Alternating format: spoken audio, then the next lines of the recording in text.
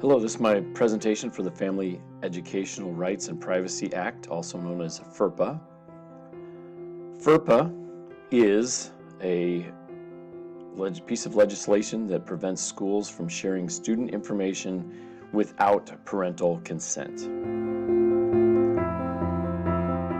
Through FERPA, the rights that are given to parents on behalf of their underage children, to students upon turning 18 to receive their own educational records, and also to parents who claim children on their tax returns. For schools, it was implemented in 1974, and it applies to all schools that receive federal funds through the U.S. Department of Educational Programs. Most schools fall into this category. Private and parochial schools do not normally accept federal funding. Therefore, they do not have to follow the FERPA regulations. The Family Educational Rights and Privacy Act provides parents and students the right to access their educational records or photos or videos from surveillance cameras that are monitored by the school. They are also given the opportunity to assess the educational records, request changes, and also file complaints if there are any issues that they deem not correct for their student. The law provides parental access to records, the right to deny access to anyone who asks for those records. It gives a process to correct errors. It gives parents and students the right to opt out of any military recruitment. It gives them the right to opt out of disclosure of information into a student directory. And it also gives them the right to file a complaint for review of the procedures for schools and school districts if there is a complaint that needs to be processed. As a school, what we need to do is ensure that all staff know and understand the FERPA policies and regulations. The staff must learn and comply with FERPA regulations. We need to make sure that when we are choosing vendors for curriculum or any other teaching tool, that we are choosing vendors that are compliant with FERPA laws. We need to continue training for staff on the regulations as they are changed regularly.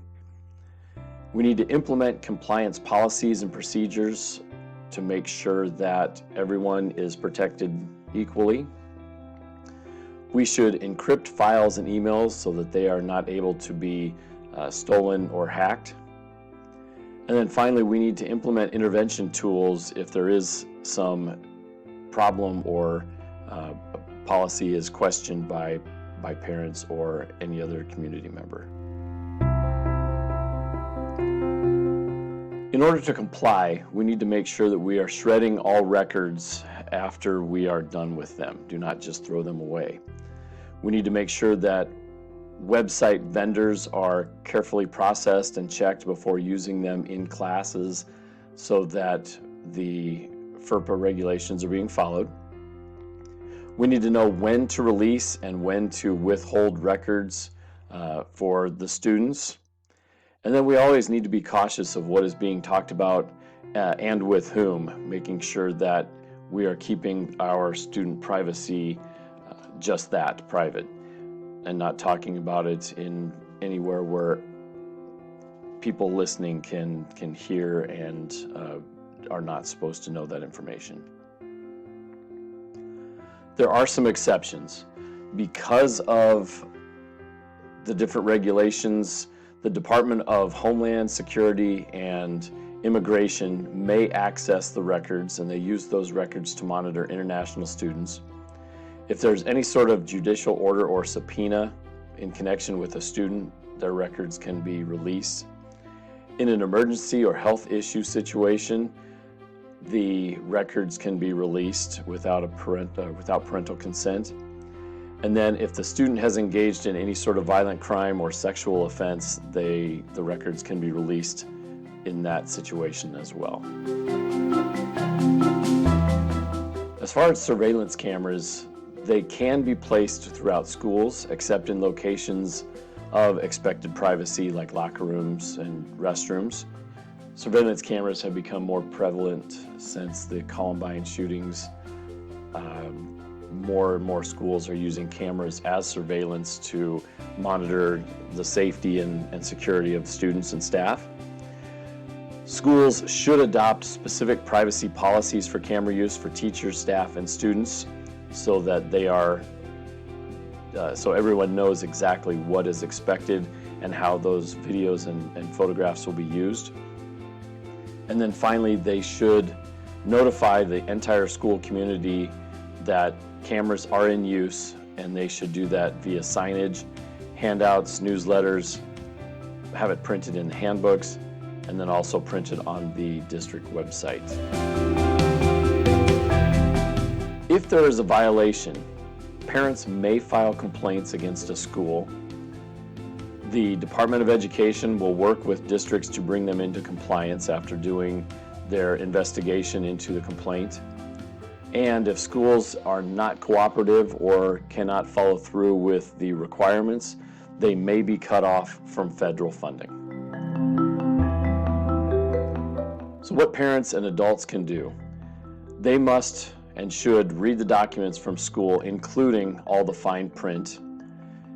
While they're reading it, they can look for any opt-out opportunities for surveys, questionnaires, or any other pieces of information that could be released. They should always question the reason that information is going to be released. They should ask for copies of policies and surveys that the school is going to distribute. They need to discuss the policies, surveys, and questionnaires with students so that they know that the student is taking part in surveys or questionnaires so that they can get the information they need to find out what those surveys and questionnaires are about. They should ask for copies of the information that is being released and also copies of the students' information for their educational records. They should watch for document privacy breaches, just making sure that their students' information stays safe. Also, they should ask for the copies of policies concerning videos and photographs of students and how those videos and photographs are used. Always pay attention to the extracurricular activities and any websites or programs that those activities use and what information they give about the participants. They should request opt-out forms to avoid military recruiters if they so choose. It is a good idea to request their student education records at least annually. Ultimately, if they did it every or twice a year is best. They should request access logs for those educational records to make sure who is accessing their son or daughter's records are actually authorized to do so. And if there are any sort of problems, they should organize with other parents and work with the board for policy change if those problems exist. In the Elkhorn Public Schools, we do have a copy of the privacy policy, and it is given to all staff, students, and parents or legal guardians. And prior to developing any sort of directory for the students to give the information to the public, the parents have to be given a notice with the intent to develop any sort of directory or to give out any information. And then they also give the parent the opportunity to deny the inclusion of their child's information into that directory for that school year. The student directory information is for internal use only in the district, and that student directory information is defined in the annual notice that the school district publishes. As far as the information that is defined as directory information, it includes the student name, their address, their telephone listing, an email address, any participation in officially recognized activities in sports, their weight and height on athletic teams, any honors or awards that they've received, their photograph, their date and place of birth, the most recent educational agency or school that they've attended, as far as college, any major field of study, the dates that they attended those schools, and then also their grade level. All of that information is listed in Elkhorn's policy as directory information, so all of this information can be denied by the parent. In closing, the Family Educational Rights and Privacy Act is very, very important for our students' privacy. It's our job as school officials to make sure that our district and that our school is doing everything possible to make sure that the FERPA regulations are followed so that our students are kept safe.